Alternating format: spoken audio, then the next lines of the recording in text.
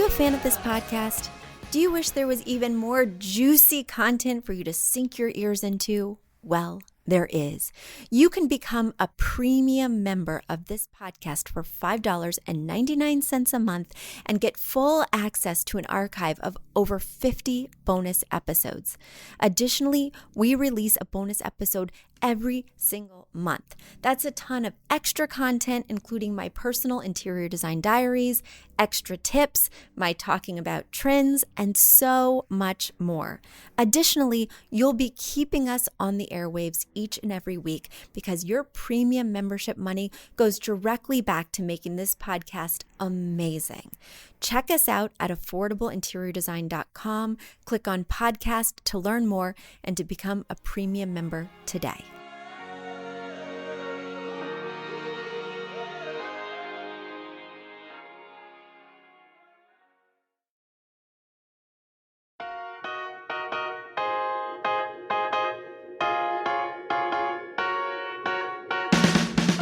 You don't need a high-end designer or a lot of money to get a luxe look. Be your own interior designer. This is Affordable Interior Design, the podcast. Here's your host, Betsy Helmuth. Hi, everyone. How were your holidays? I hope they were good. I hope that they were relaxing, rejuvenating, and most importantly, safe. I'm recording this before the holidays, so I have not yet had a holiday with my family, but I am looking forward to it being cozy, mellow. I am deeply going to miss spending it with extended family. We have a very small family. My husband and I are both only children. So really, it's just us and our parents and our children. But still, even having one additional person in the mix can make a big difference and can make the day so much more special. So I'm going to be mourning the fact that my mother cannot be with us this year, that she's going to be back in Missouri celebrating safely, and that we won't get to see my husband's dad and his wife, and we won't get to have the neighbors over for Christmas Eve like we always do. Things like that. Little traditions that are changing, but, in the grand scheme of things, of all the changes that have been going on this year, well, it feels like quite a small sacrifice. And the light is at the end of the tunnel with this vaccine. So globally, I hope that we all have a little bit of hope this holiday season. And, I really appreciate reflecting on the year ahead, the year past. This time of year, I carve out one whole day where I don't work, but I deeply reflect. I can't even remember what I reflected about last year. Like, I make a private video that's just to me about my hopes and my dreams and looking backward, looking forward. And then I save it to my Google Calendar and I watch the previous year's video and make a new video. And for 2020, I even did a decade video, right? This is not my idea. One of my business mentors, Lee Brower, has this idea that you should create these videos. And I was very inspired by it. This year, I am so reluctant to go back and watch my 2020 video. I don't want to know what I was thinking. I don't want to become demoralized by hopes and dreams that really didn't come true. But it helped me also to see what matters most. Having to slow down because of COVID and because of our industry being so in-home based. And because my children were then out of school in the spring. So having to slow down and reframe has made it more important than ever for me to continue being a part of my children's education, whether it means continuing to kind of teach them on the side, or whether it means during the school year when school resumes normally, just being more a part of what they're doing in their classes. I think I've learned an important lesson that has so much value. My kids still reference the springtime when the first half of the day they do some kind of virtual learning. And the second half of the day, I'd take them on a walk to my storefront here in Dobbs. And we would have an art project or read a special book or watch some videos and try a science project. It was just a really special time that felt quite overwhelming and scary due to the circumstances. But once all the fear has fallen away, it was a really special routine we got into that they still talk about. So I want to find a way to thread that through, even though I'm very anxious to return to quote unquote normal. I would say, in case you guys haven't picked up on it listening to the podcast, I am a person who likes control. I like routine. I live by schedules. I map out my day with time blocks, sometimes right down to the 5-minute intervals. And when COVID hit, all my grand plans, all my time blocks went out the window. And if that wasn't bad enough, then in September, when my herniated disc happened in my back, I really had no control. I mean, I couldn't walk, let alone clean my house, let alone master my to-do list. I was no longer in control of my time frame. My doctor told me I had to dump all work for 2 weeks and just lay in bed and focus on healing. It was a really strange year of learning to let go, learning to surrender, learning that there's nothing more important than your health and the health of your family and being close to those you love. A lot of things were put in perspective, and I am really excited to announce that my back has been getting so much better. I was on schedule to have surgery on December 22nd, and a week before that date, I was able to cancel my surgery, and I just feel so, so, so, so grateful, just awash with gratitude. In fact, one of you listeners made a really big difference for me. I think you wrote into Facebook. I can't remember how your tip came this way, but you recommended, based on hearing my story on the podcast, that I pick up this book. I think it's called You Can Heal Your Back by Dr. Sarno. And I listened to the first 2 chapters on audiobook, and it was a game changer. It was a game changer. And, I do think that sometimes the mind-body connection can be overplayed. The fact that you can heal yourself with your own thinking and your own sort of perception. But I think sometimes it's underplayed. And boy, oh boy, reading just those 2 chapters, even though I plan on reading the rest, right, has made a huge difference. And I really attribute reading those 2 chapters and getting that book recommendation for a substantial part of my healing. So, dear listener, whoever you are, thank you so much for recommending that book. And if you guys are struggling with back pain, if you struggled with back pain in the past, I know several of you wrote me with ideas for helping in terms of physical therapy and exercises. If you're continuing to struggle, I recommend reading that book. Of course, there's always underlying conditions that can make that mind-body connection a difficult one to attribute salvation to, right? But in this case, I do think a large part of my back pain was kind of a reaction to losing all control in my life and kind of trying to hang on to things that seemed to be out of my grasp. So anyway, I look forward to 2020 being one in which I conquer the goals that I put on the back burner, including that darn YouTube channel, because you guys have asked and kept on me, and I appreciate it. But I tell you what, if I was looking for an excuse not to do the YouTube channel, which some days it seemed like I was, my herniated disc was a good excuse. Let's put it that way. But I hope to have no more good excuses in 2021. I hope to start realizing some really big dreams, and I can't wait to fill you in on them. I hope that you also get a chance to realize some really big dreams in 2021.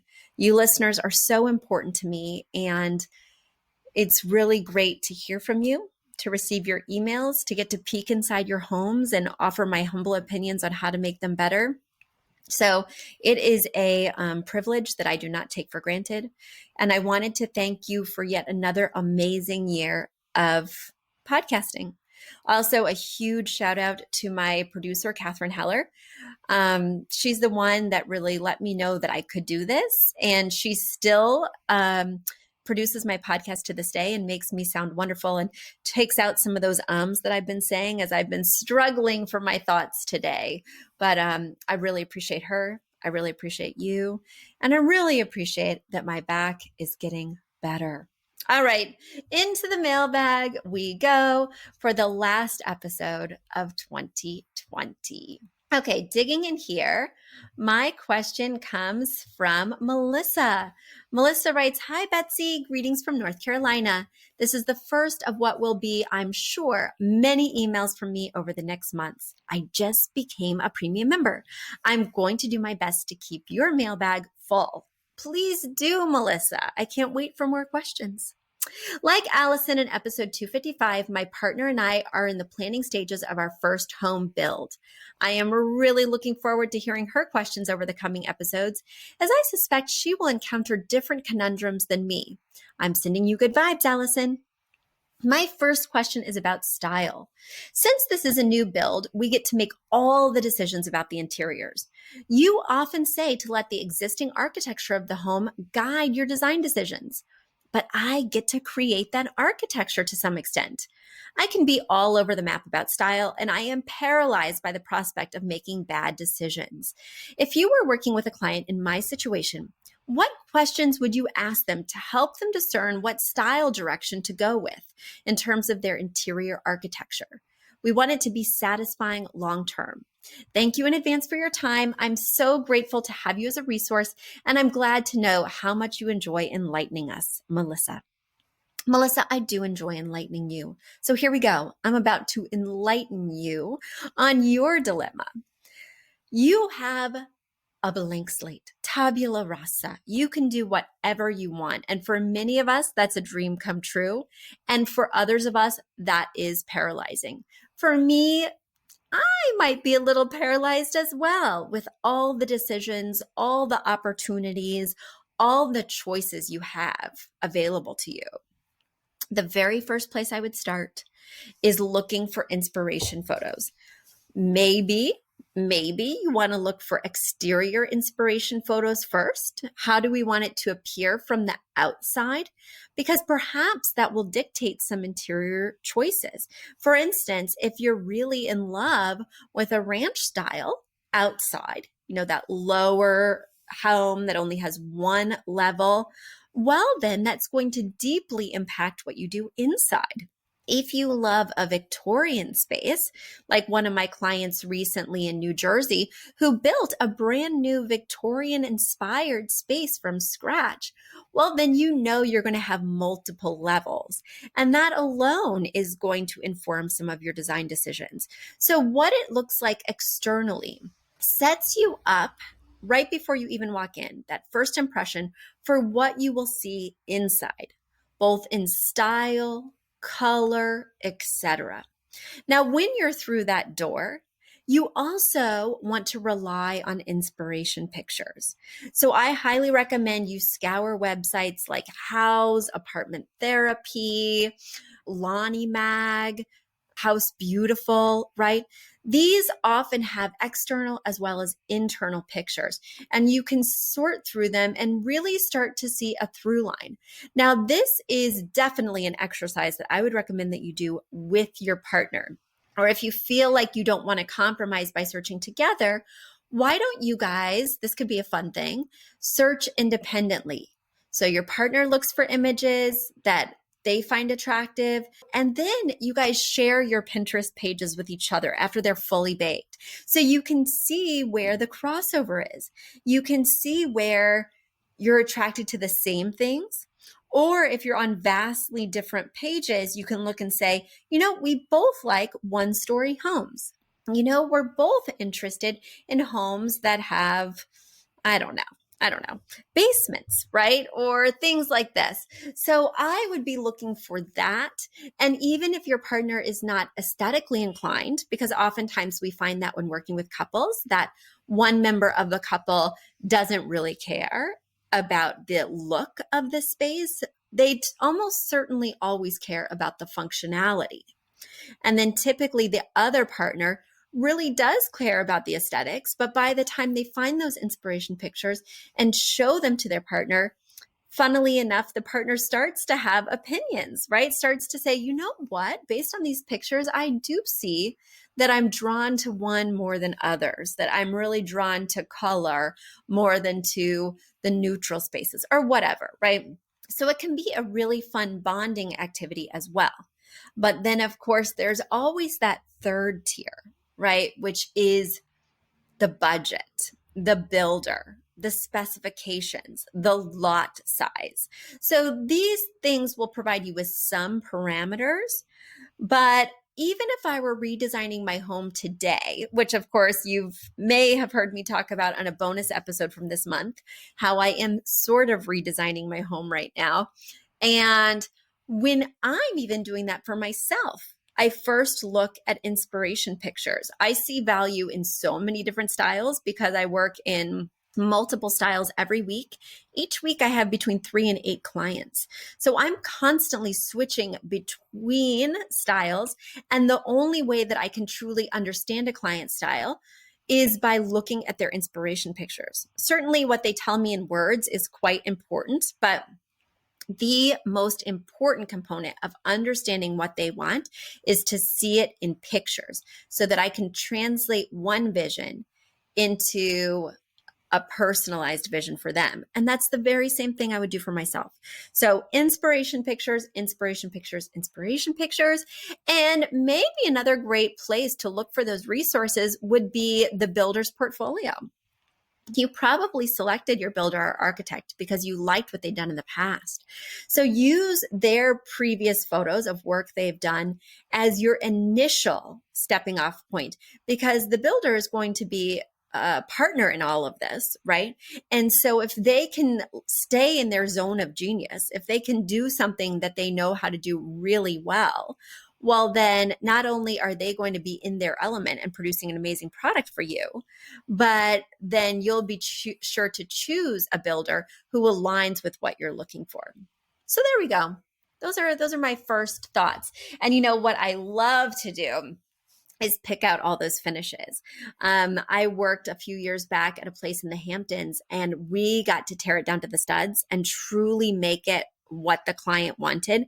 And I got to choose everything from what color the switch plates would be to where the outlets would go. And it was some of the most fun I've had in my career, deciding, oh, well, the nightstands are going to go here, so I want an outlet for each one. The TV's going to go here, so it's going to need a certain type of outlet.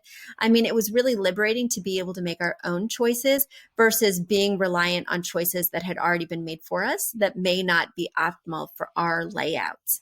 So if you do need a partner to help you pick out outlets, door swings, etc., I am your gal. You can always hire me. Just go to affordableinteriordesign.com and I will help you to make your design dreams a reality.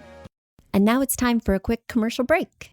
Do you love this podcast? Do you wish you could learn even more? Well, we have an online class bundle. Our online class bundle is comprised of 3 online classes: beautifying your home for less, styling your home, and the fundamentals of feng shui. Each one of those 3 classes is between 30 and 45 minutes long and chock filled with visuals and tips, things that will help you to style your own space or help out with other spaces. Additionally, with the pack of 3 classes, you get an autographed copy of my book, Affordable Interior Design. You get all of that for only $99. Once again, that's the 3 online classes as well as the book for only $99. You just go to affordableinteriordesign.com/classes. Once again, affordableinteriordesign.com/classes to buy your bundle today. And if one of those classes sounded intriguing, but maybe you already have my book or some of the other topics are not of interest, you can buy the classes individually at that site as well. Each class is $40. So head over to affordableinteriordesign.com/classes to get your bundle or your online class today. All right, let's go to my next question, which comes from Eleanor. Eleanor writes, Betsy, I'm loving your podcast. I heard you need some questions for your mailbag, and I'm having an existential crisis here. I could really use your help. We bought a home that was halfway through a remodel. I'm getting ready to remodel the guest bathroom, the kitchen, and decorate the main living area, but these doors are stopping me. Although I like the doors in the already remodeled section of the house, I don't love them. They have a large farmhouse style with white trim, and the doors are a two-panel arched top, painted slate gray. It is a lot of look, and they put in a lot of doors. Needless to say, I would say that my style is Zen modern sophisticated. I like a muted palette and lean toward earthy colors. One saving grace is that the already remodeled section is very separate and it only connects to the rest of the house through a single point through the dining room. But the existing remodel doors are visible through this entryway, which is 42 inches wide. What do I do? Do I keep going with the same style even though I don't love it? Should the new doors be the same color even though it's not what I love? Do I choose something complementary? What would be complementary but Zen modern? Do I change the existing archtop doors for something that I love? This dilemma is holding up the entire renovation. Thank you so much. Well, Eleanor, I'm very excited to help.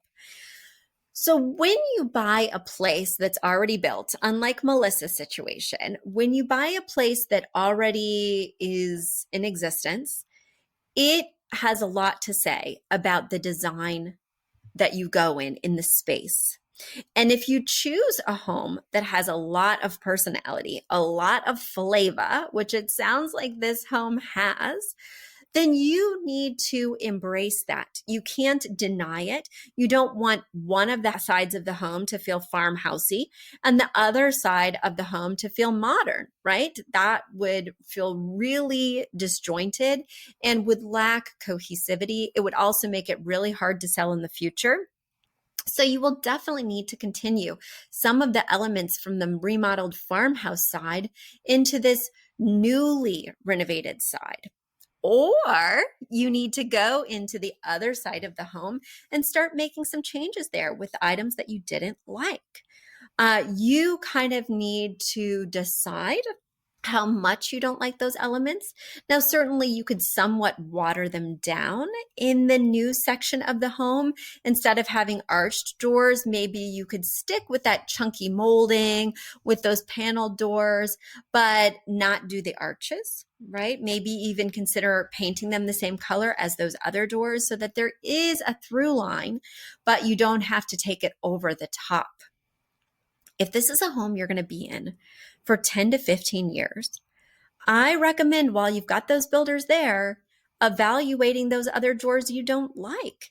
If this is going to be your dream home, why compromise? You know, they're already in the space. Changing out doors is small compared to other things that they might have to change out. And I think it would be worth the investment because I can tell you right now, if you don't do these things during phase one of your remodel, if you say, you know what, I'll get around to changing those other doors later, you will not get around to it. Remodeling your home is trauma. It's traumatic. It's difficult. People are in and out of your home all day that you don't know. They're messing things up. They're bumping your walls. You're moving your furniture. Everything's covered in plastic. I myself am staring a remodel in the face a few years down the road, hopefully not too long. And I am putting it off, even though my home could certainly use some updates. I'm putting it off because I know how traumatic the process is. I know that, you know, maybe you'll have to move out of your space and live in temporary housing for a while. Maybe it's going to come well over budget and you're going to feel strapped for cash or that you're making decisions that, you know, start to get pretty pricey. All these things contribute to an overwhelm. And of course, in addition to managing your remodel, you've got to continue to manage your life. So I get it, right? You do not want to do this more than once.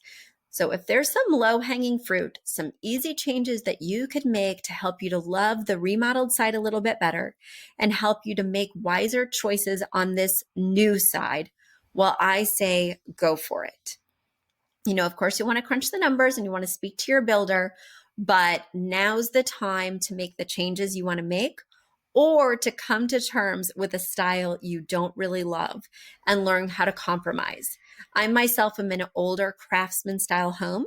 That's not really my jam, But I'm not going to change all the elements I don't like to make this no longer a craftsman. That's not practical in any way. So I'm going to take those elements I like of the craftsman style, the chunky woodwork, the leaded windows, and I'm just going to weave some of that in to the newly remodeled spaces I'm doing. Even though it wouldn't be my choice if I was building a new home from scratch, I love the idea of making compromises that better serve the architecture of the home and then help me to embrace the totality of this new partner, because that's what a home is. It's that other partner that's living with you in the space that gets to make design choices whether you like it or not. And so the sooner you can start compromising with them, the more cohesive and beautiful your home will be. All right, guys, here's to 2021. Hopefully, a year with fewer compromises. Hopefully, a year with a little bit more control, but also a year of health, safety, and happiness. I'm wishing us all, no matter where you are, from Germany to Scandinavia to the United States to South America to Antarctica, I'm wishing us all a very happy new year. See you in 2021, everyone. Bye. You've asked for it, and we have answered the call. For years, you've been saying, Betsy, you're talking about all these great design concepts, but we can't visualize them. You're describing the picture that the listener sent in of their problem, and we wish we could see that picture too. After all, a picture is worth 1,000 words, and I do my best to describe them, but there's nothing like seeing it for yourself. And that's why Affordable Interior Design, the podcast, now has a YouTube channel. Not only do we have a YouTube channel where you could see recordings and clips of these podcast episodes, we also have an Instagram, a Facebook, and so many other exciting things. You should check it out. Head over to affordableinteriordesign.com/links. Once again, affordableinteriordesign.com/LINKS. Links. And when you go there, you will see links to our YouTube page, our Instagram page, our Facebook page, and more. Please check it out, follow and subscribe so you can see everything I'm talking about.